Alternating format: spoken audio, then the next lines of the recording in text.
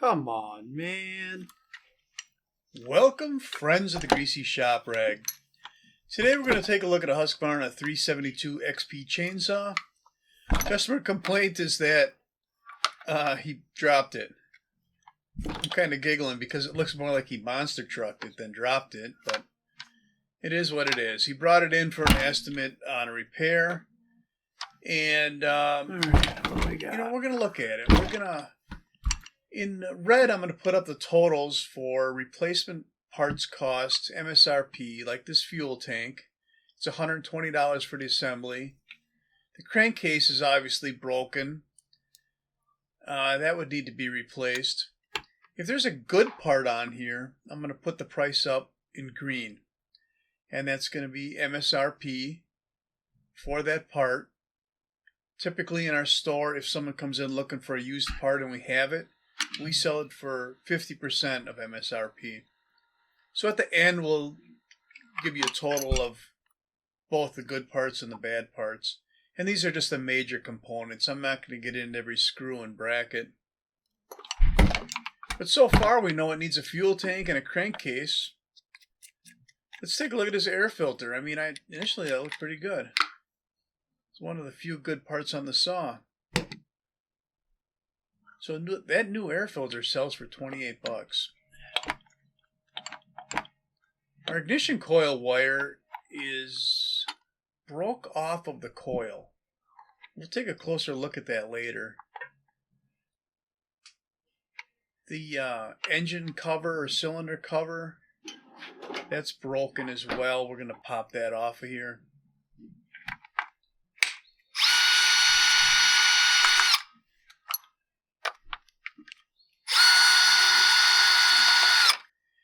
Maybe it's just because there's so many parts just kind of hanging around on there, but this thing really seems to be beat up pretty bad for having just fallen, doesn't it?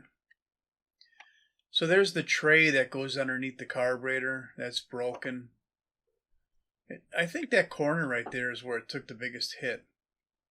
If you notice, the front handle and the chain brake aren't broken.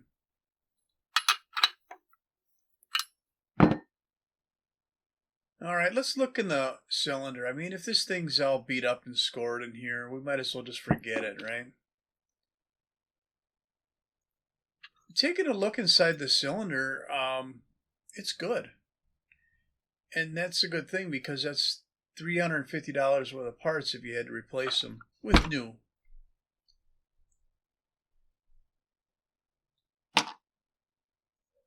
There's our kill wire. It doesn't look like the flywheel is hitting the coil, so I'm hoping the crankshaft isn't bent. We'll take a little bit closer look at that. But you can see the crankcase underneath here is definitely broken off.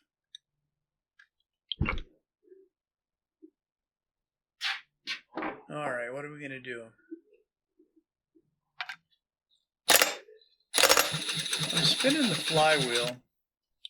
And I want to see if the crank is bent. Now, we're not using any kind of a runout gauge here. We're just, if it's bent, I should be able to see a wobble in this right now. This is a bad angle. Let me just turn this saw so you can get a better look. If you look at the inside machined edge of that flywheel closest to the crankcase, that appears to be running true.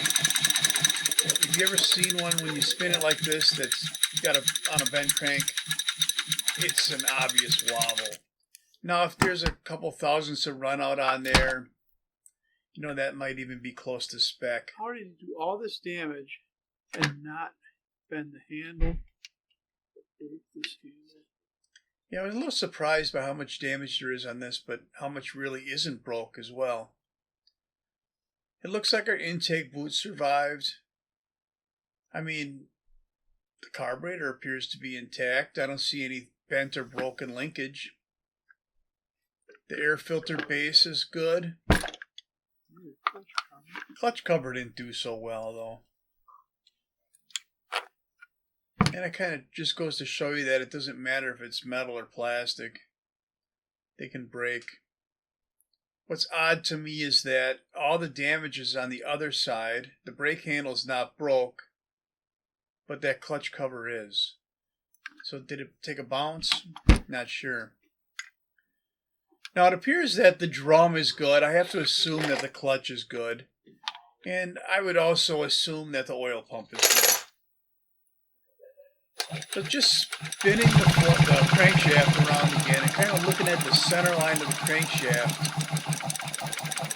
And then looking at the outside spacing between the drum and the brake band. It doesn't appear that the crankshaft is bent. And again, the oil pump, that's a $100 oil pump and it's still good.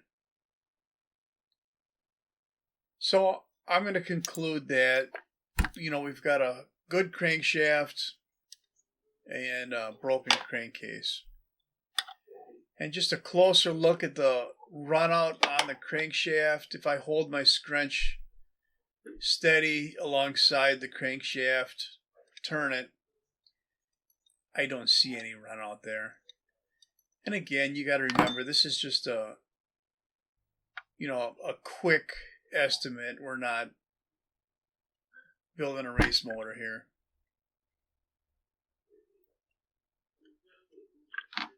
The handle really looks like it's in decent shape. I don't even think it's tweaked. Now this anti-vibe spring is a little bit out of whack. And I think it's the spring, not the handle, because another one of the springs we'll see later is really out of whack.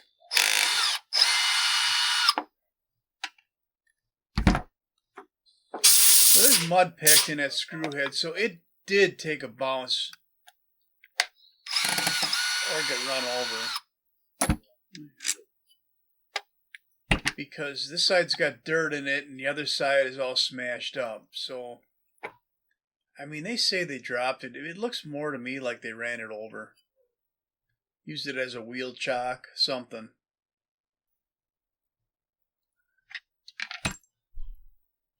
Alright, we're just going to keep the dirt out of this cylinder here.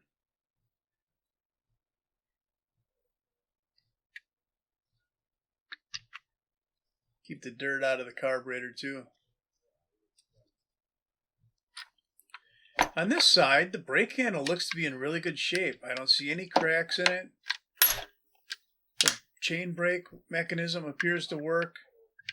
The only thing I would say is that that screw right there is missing that holds the handle in place, and that probably had nothing to do with this accident. The muffler's in good shape. The bracket's in good shape. That tube port muffler is $100. If it was the top diffuser type muffler, it'd be closer to $70. But it's in good shape. That anti-vibe spring is trash. And that's probably what was kind of holding that handle out of whack. Along with the fact that half of the fuel tank is missing. We don't have an air filter cover here in front of us, so I have to add that to the list. It may have broken off and be sent, flown free and clear. I don't know. He didn't bring it in. Alright, what are we going to look at now? We're going to take a closer look at this ignition coil, because initially I wasn't thinking he'd need a coil. I thought that wire just popped out of the end of the coil. But actually, there's a plastic piece here in the end of this little boot that's part of that coil. It's what the wire would thread into. It kind of broke that end off the coil. And for that reason, I'm thinking we'd have to replace the coil. Now, certainly, in a combat situation, we could epoxy that piece back in there and hope for the best. That's really not the way we operate at the dealership. If you want it put together right and reliable, we're going to add the cost of ignition coil. I am testing it for spark plugs to see.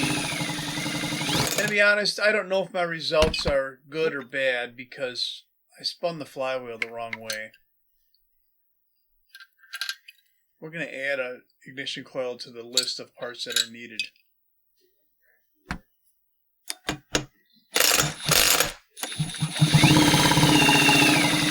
If I would have spun it the other way, I would have just spun the nut right off of there. So I honestly don't know if the coil still works. It probably does.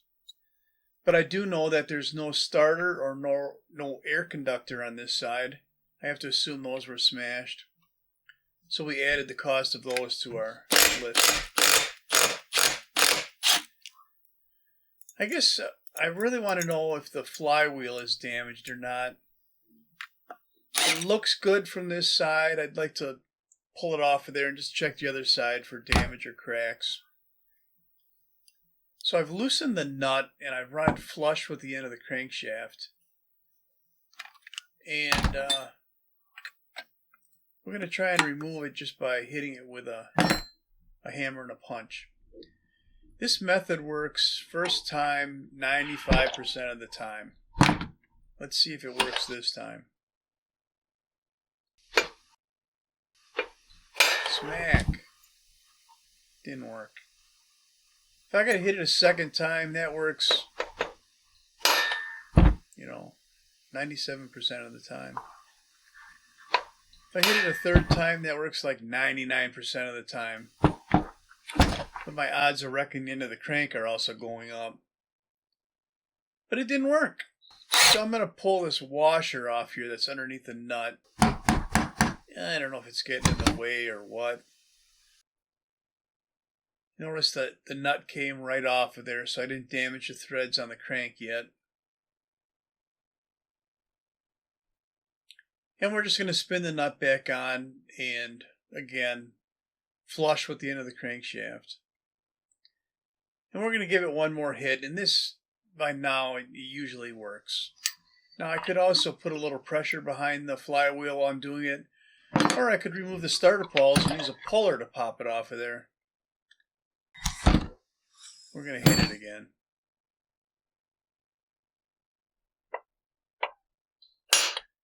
Hit it nice and square, a good smack, and it broke it loose. So I'm going to pull this flywheel off and inspect the back side of it, look for cracks or damage, and I'm not going to find any. This flywheel is going to be good. That's another $65 in the good column. So what I'm going to present to the customer is, $1,200 power head. If he wants to fix this one, there's $800 MSRP in parts plus labor, which is probably going to be a couple hours. The rates are going to be different in your area, or the rates are going to be different if your buddy's fixing it for you, if you're doing it yourself. So either way, you're going to spend $8 plus labor and end up with a saw that doesn't have a warranty.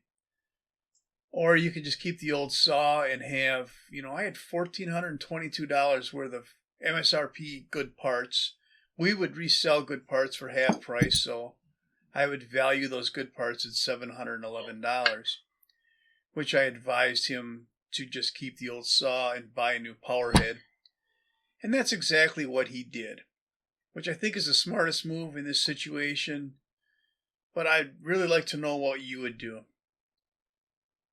So that's what I'm going to have for you on the Husqvarna 372XP that fell out of a tree and got replaced. Thanks for watching. Later.